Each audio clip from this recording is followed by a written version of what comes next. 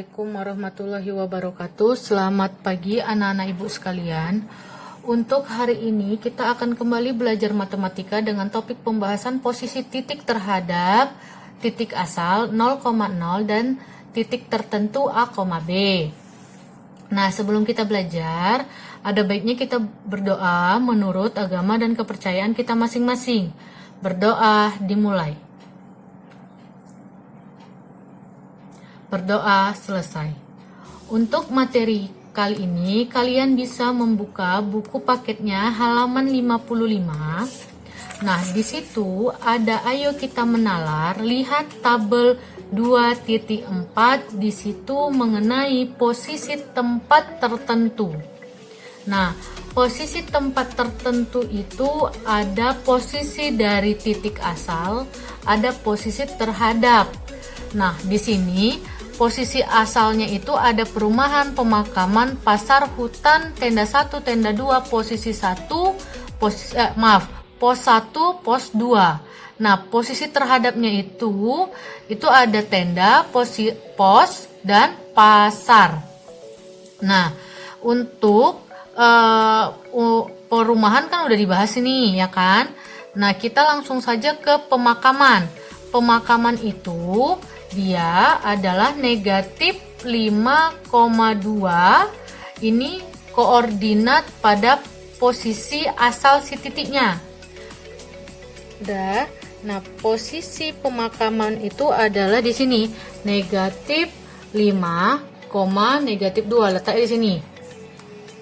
Lalu tenda 1 itu adalah 2,0.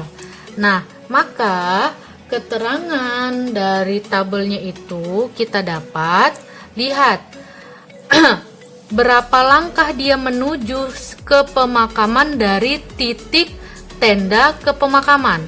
Nah, lihat berapa langkah dia ke kiri. 1, 2, 3, 4, 5, 6, 7. 7 langkah. Berarti 7 satuan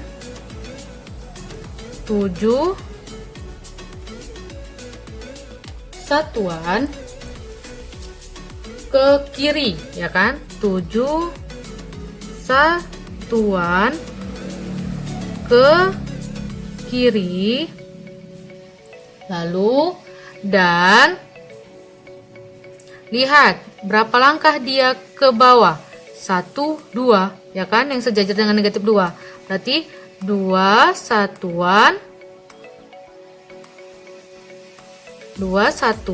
ke bawah. Dah, mudah seperti itu aja. Pokoknya posisi asalnya di mana itu kalian hitung terhadap posisi yang diminta. Nah, selanjutnya pos 1. Pos 1 2,5 berarti 2,5. Berarti di sini kan 2,5. Ini dia. Ya kan? 2,5. Nah, 2,5 berapa langkah dia ke negatif 5, negatif 2? Kita hitung 1, 2, ya kan?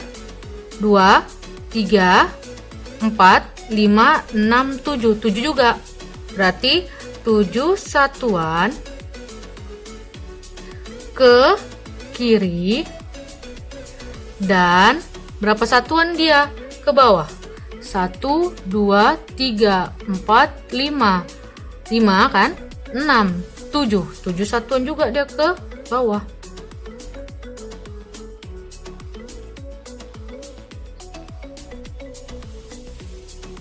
Dah, selanjutnya pasar. Pasar 4,3. 4,3 berarti letaknya di sini. Ya kan? 4,3. 4,3. Nah, 4,3 pasar. Berapa langkah dia ke pemakaman? Berarti 1, 2, 3, 4, 5, 6, 7, 8, 9.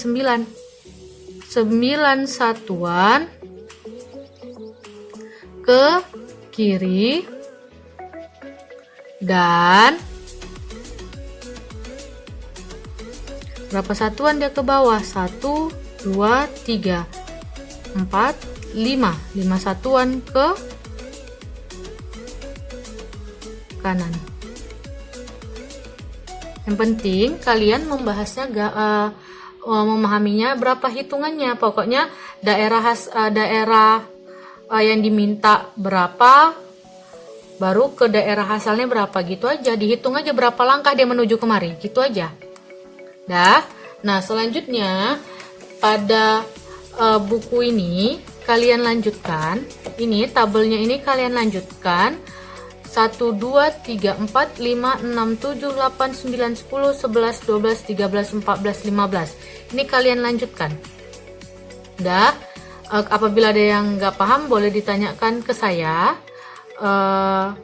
Ini diisi di buku latihan, dipindahkan. Kalau supaya gampangnya dibuat gambarnya kayak ibu tadi, dihitung. Bisa anak-anak? Sudah, materi kita selanjutnya mengenai memahami posisi garis terhadap sumbu X dan sumbu Y nih ya nak. Nah, pada halaman 58 itu ada 3 gambar mengenai garis-garis pada bidang koordinat kartesius. Nah, di mana pada gambar yang A itu ada garis L1 sampai L4. Nah, di mana garis-garis ini sejajar dengan sumbu X. Ya karena L1, L2, L3, L4 dia sejajar dengan sumbu X. Selanjutnya L1, L2, L3, L4 ini tegak lurus terhadap sumbu Y. Dia kan tegak lurus terhadap sumbu sumbu Y. Jadi inilah disebut tegak lurus. Ini sumbu Y-nya. Ini dia tegak lurus terhadap sumbu Y. Kan dia tegak lurus dia terhadap sumbu Y. Bisa? Nah, selanjutnya untuk yang B, di sini ada garis M1, M2, M3, M4. Nah, M1 sampai M4 ini adalah garis-garis yang sejajar dengan sumbu Y. Ya kan? Lalu sumbu dia garis M ini tegak lurus terhadap sumbu X. Ya nak? Ini ya sumbu X. Sudah? Nah, jadi pada gambar yang B ini bahwasannya garis M ini merupakan garis yang sejajar pada sumbu Y dan garis yang tegak lurus terhadap sumbu X. Sudah? Nah, selanjutnya untuk gambar yang C, dia ini merupakan garis N1, N2. Garis N1 dan N2 ini merupakan garis yang memotong sumbu X. Kan dia memotong nih. Ya kan? Memotong sumbu X dan sumbu Y. Jadi udah tahu ya nak, sejajar, tegak lurus, dan memotong. Nah, untuk memahaminya kita ke contoh.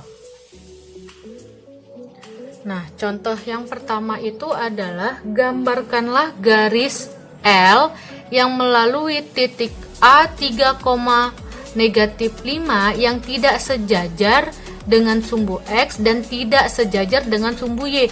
Berarti dia tidak boleh seperti ini, nggak boleh seperti ini. Garisnya nggak boleh miring, nggak boleh dia lurus ke atas.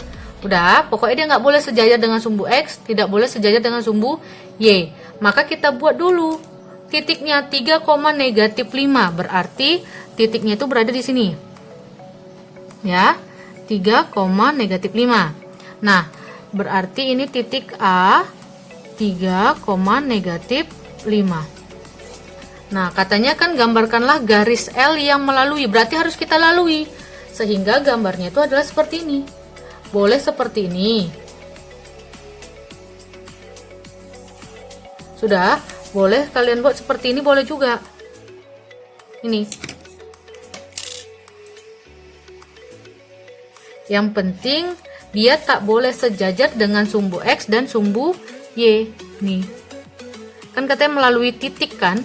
Berarti harus kita lalui titiknya itu. Nih, sudah. Selanjutnya ini untuk yang nomor 1. Ini nomor 1, ini nomor 1.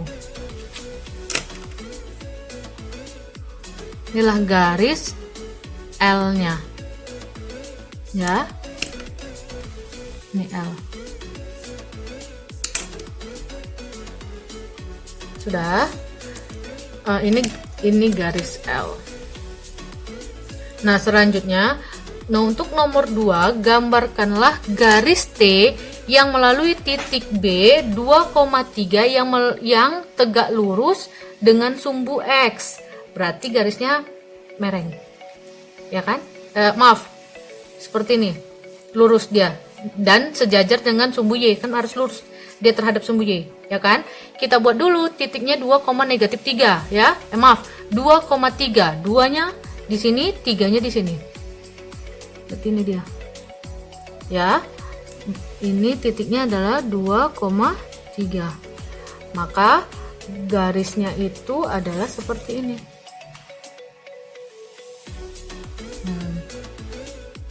Ini adalah garis T. Ini untuk soal nomor 2. Udah itu aja. Kan katanya sejajar dengan sumbu Y.